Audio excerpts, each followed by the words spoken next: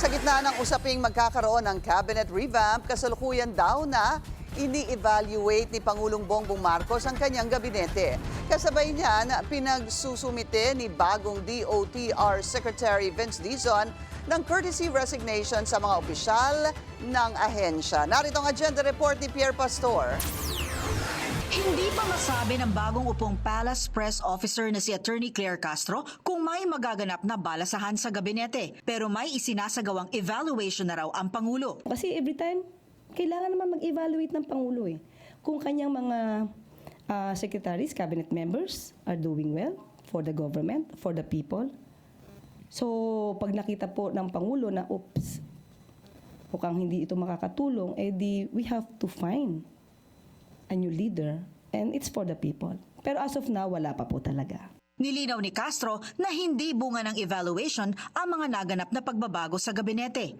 May mga kalihim daw na voluntaryo nagbitiw sa kanilang tungkulin at hindi naman makatatanggi ang Pangulo rito. Like po, Secretary Cesar Chavez, voluntary po yung resignation niya, so wala po tayong magagawa kung hindi talaga maghanap ng kanyang kapalit. Wala pa po tayo nadidinig, nag-i-evaluate pa lang po. It's just normal for the President. Sa Department of Transportation, nang maupo si Secretary Vince Dizon, hinikayat niya magsumiti na ng courtesy resignation ang mga incumbent officials ng ahensya. Ito ay para magkaroon daw siya ng free hand na magampanan ang mga direktiba ng Pangulo. It is a standard memo when there is a change in leadership, in government, where we ask for courtesy resignations. But first of all, I want to clarify, this is only for the Department of Transportation Central Office. And again, this is standard, and a courtesy resignation is just it's just a simple gesture, of goodwill and good faith.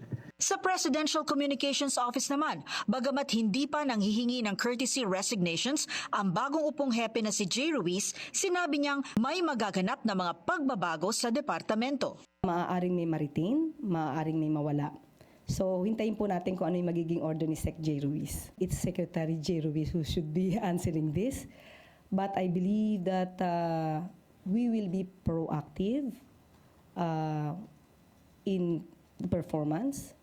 We will do the best we can to impart the truth.